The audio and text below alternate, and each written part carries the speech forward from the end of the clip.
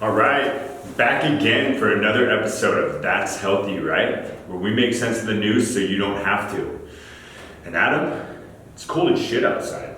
It's really cold. It's cold, it's icy, and I might have gone skating this morning though. Good quad workout. Yeah, I actually returned the scooter last week and taken the bus to work now. And on my walk to the bus, I ate shit. You fell. I did. But I wanted to gave know. it like the Bambi for like a good 4 seconds and just completely wiped out. Car drove by, slowed down, didn't honk. I was kind of hoping for a honk. But Did the ground break your fall, or did you break the ground? luckily I had a backpack on. The computer survived.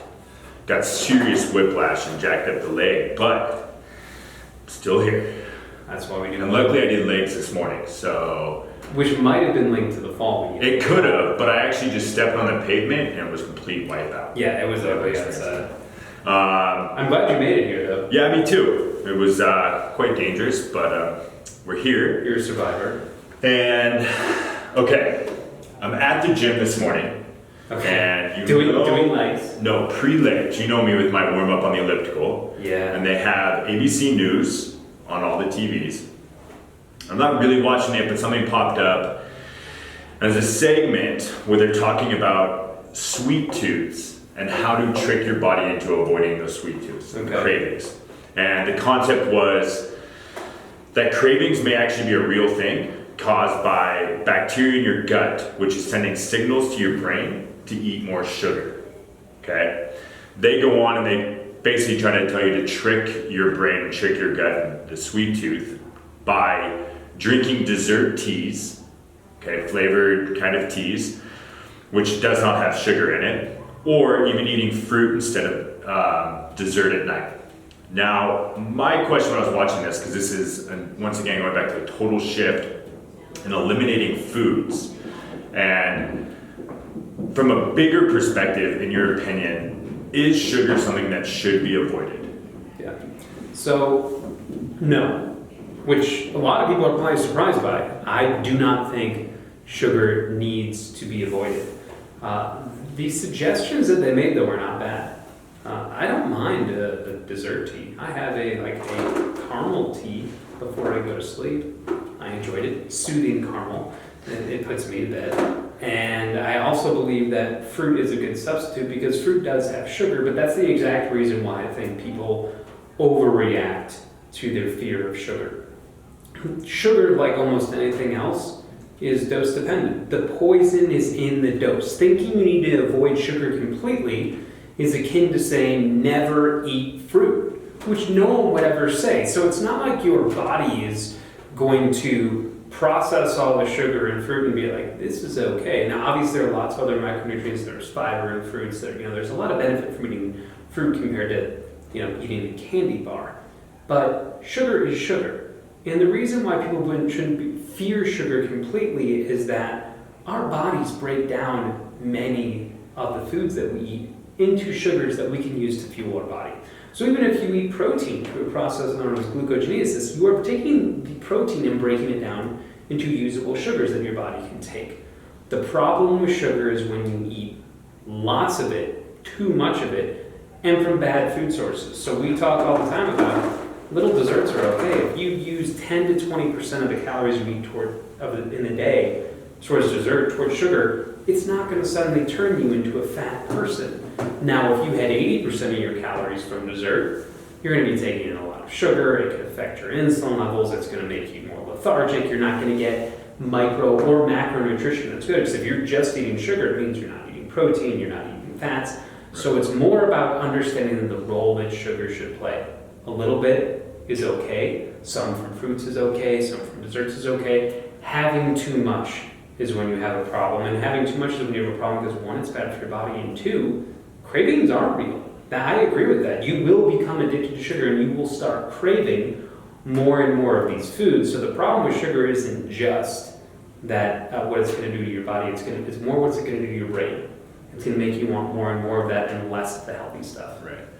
So let's say, as a quick follow-up really quick, somebody's using MyFitnessPal or MyMacroPlus. Is there some sort of guideline when you say too much or too little? Like, let's say at the end of the day, it tallies it up and there's a sugar number.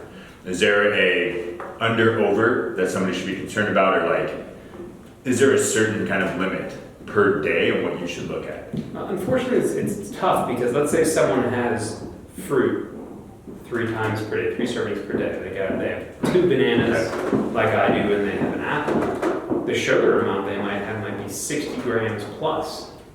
Whereas, like, am I going to worry about if someone has 2 bananas and an apple during the course of a day, and they're getting 60 grams of sugar, which is roughly going to be 240 calories from those like healthy carbohydrates? No. But if I were to look at that and saw that they ate 4 candy bars and they're getting 60 grams of sugar from candy bars, then I would be like, oh, that's not great. 4 candy bars would be a lot, and it's probably going to be more than that 10 to 20% because calorically, there's probably going to be a lot more to it as well.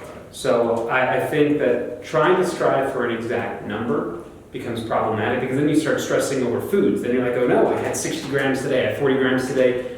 Whereas it's more understanding that the sugars from good foods like fruits, I wouldn't stress about because fruit is good to take in.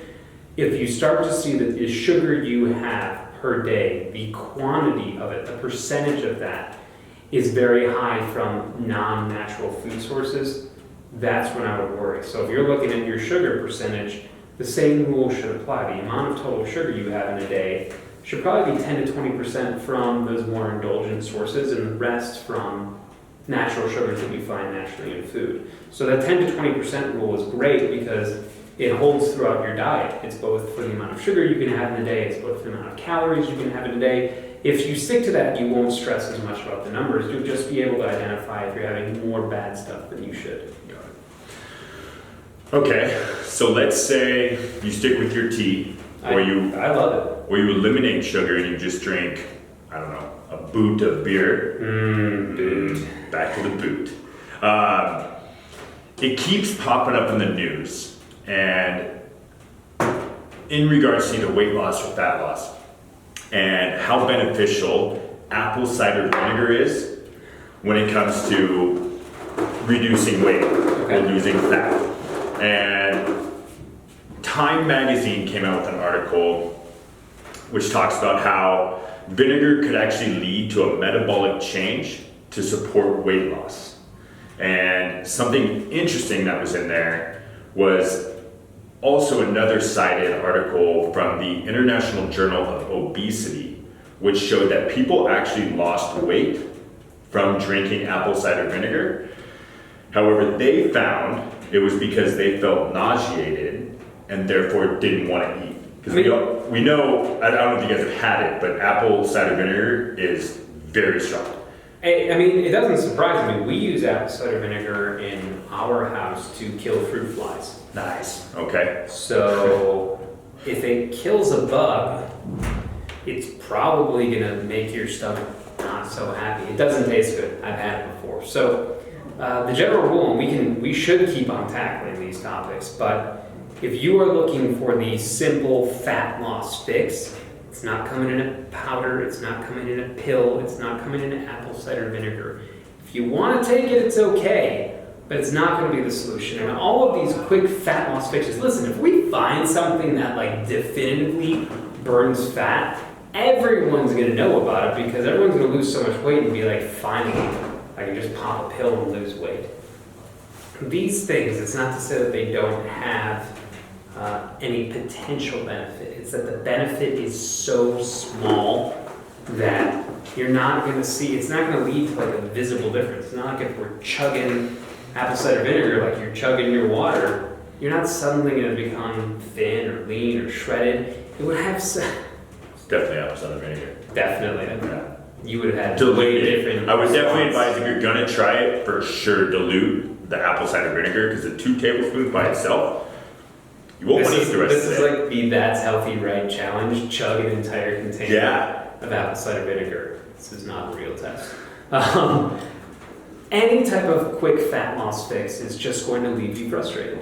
Right. Because even the things that we know from research work, the lift that it has is so minor that the only time I ever say that if someone wants to try it, and I don't take any fat burning products, I don't take any of these things, if someone wants to try it, because again, like you should feel in control, it's when someone is like so lean, they're like 6% and they want to get down to 5% body fat. So they're hyper lean, you just see muscles on muscles. And then maybe some of the things that are like green tea or caffeine or some of these things that work on a metabolic level, because you're just trying to get that last percentage, could give you that one thing that pushes you over the edge. But if you are trying to lose 10 or 20 or 30 pounds and you are looking for a quick fix, your best solution is consistency and patience with your exercise and diet. Whatever exercise you choose, whatever diet you feel is right for you, that's always going to be the best way. It's always going to lead to the greatest results. And it's probably going to taste a lot better than apple cider vinegar, because it's just gross. All right, so let's say you're drinking your 2 tablespoons of apple cider vinegar a day. Gulp. Okay, you've reached that point to where you feel like maybe that will give you the edge. You're on your way to the gym, you're hitting it consistently, but then all of a sudden you're not seeing any results. Okay. And I bring this up because I was reading from Huffington Post. It was an article about plateauing. And very frustrating for everyone. Very frustrating. They gave you 8 reasons why and what you can do to help. Okay, a possible 8 reasons. Now, I would think we would agree there's probably a million, but they listed 8. And my question after reading that though, when should somebody be worried about a plateau? It's a great question because it happens to all of us. We all hit some part, you know it, I know it, where whether it is weight loss, fat loss, muscle gain, gaining strength, there's so many things that you can measure where you just stop seeing results, or so it seems. Right. And what a lot of people don't understand, and we've talked about this on the blog before, we talk about this with clients all the time. With our coaching clients, it is probably a weekly discussion where it's like, there are going to be times where it doesn't seem like you're making progress and you shouldn't freak out. And depending on where you are with your body, that plateau can sometimes last for 2 to 4 weeks. And that's not a bad thing. Like, people will freak out and think, I haven't seen anything happen for 2 weeks, so I should stop this diet, I should stop this plan, I should change it, where oftentimes the plateau is part of the journey to success. And what I mean by that, we've written about this idea of set point theory, we've talked about it, where when you are transforming your body is very stubborn. It gets used to being at a certain weight, looking a certain way. So if you are going, let's say, from like 180 pounds down to 170, when you hit 170, your body's trying to get back to 180 because that's where it's been for a while. So in that adjustment, this is why people yo-yo. This is why they go up and down, because like they lose weight, they feel good, and their body's like trying to pull them up. What you need to do sometimes is go through that plateau period where your body now recalibrates. It understands that this is my new weight. And the beauty of that, while it seems frustrating for you, the beauty is once you recalibrate, once you set that set point and your body's like, I'm 170 pounds, it becomes really difficult to go back to 180.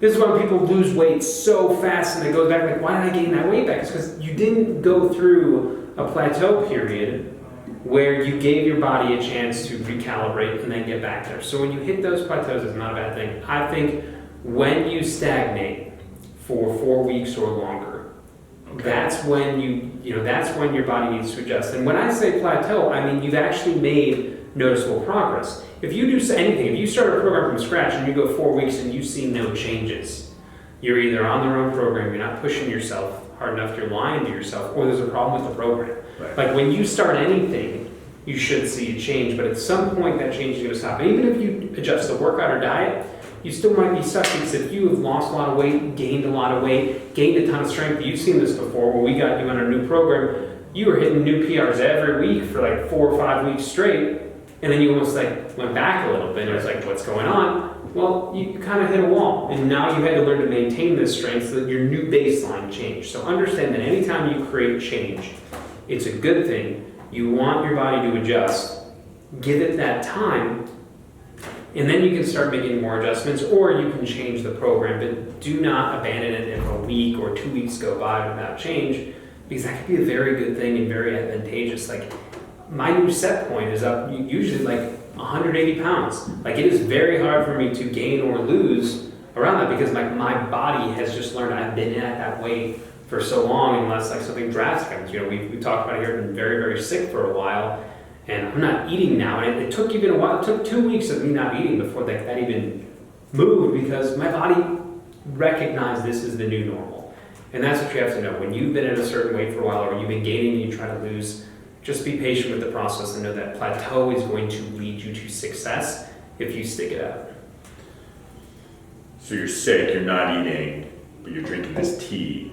It's my recommendation, you eliminate the tea. Eliminate the tea. And throw in like a Apple cider Reese's. vinegar, a Reese's. Yeah. I actually Or been sugar throwing in cubes. ice cream. Someone came by and gave me this delicious peanut butter cookie. Peanut butter ice cream, they must know you well. Yeah. Yeah. It's delicious. Yes, I'm on the ice cream diet trying to gain back some weight, because that's what you do when you're sick. You eat ice cream. It's science approved. Or Panda Puffs. Also delicious. Okay, last but not least, viewer question. We love our viewer questions. Came in a lot of feedback into the audio. We know. We know the audio sucks. The problem is we have no mics on. Yeah. Great camera, great cameraman. We finally have a cameraman, yep. Yeah. Yep. But we need mics, so we will work on the audio so we don't have this echo. Yes. Echo. And I would obviously took the bus, I couldn't bring pillows, that was a suggestion. So we're going to another viewer question. Or we're gonna go to a padded room next time. It's true. Which is normally where we keep ourselves. Okay, this came from Jake Smith.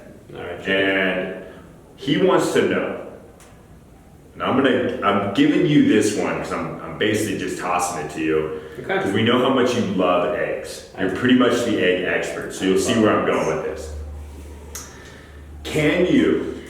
Jake wants to know, can you fry Eat 100 eggs in a day, yes. I hope, I almost do.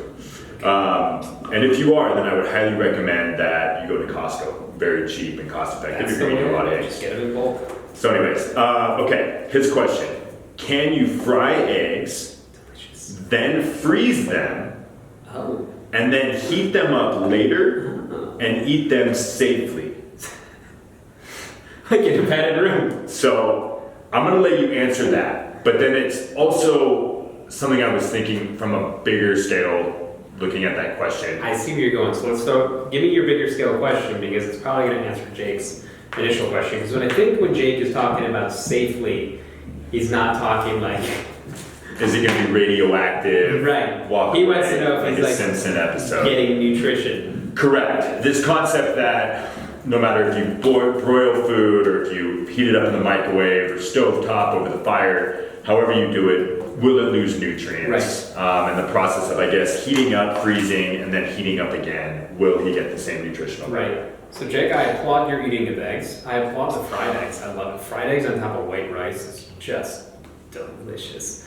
I don't really know if I've frozen them afterwards and then reheated them. So my concern from a safety standpoint would be, is it safe to assume that they will still be delicious? I don't know. Like freezing because it's a fried egg, so I don't know if you're going like over easy, over medium, what you're going for. If you're gonna freeze it, you're probably definitely not getting that creamy yolk. Like that's probably not gonna happen. True. At that point, just as a setup, would it just make more sense to just hard boil an egg? I would think so. Make it last longer? That would, from a culinary standpoint. From a taste, strictly I taste. would I don't know just- about the nutrient side, but from a Yeah, taste. from a nutrient standpoint, a lot of people do panic about this, that like you are going to degrade the quality of the food that you eat by cooking it.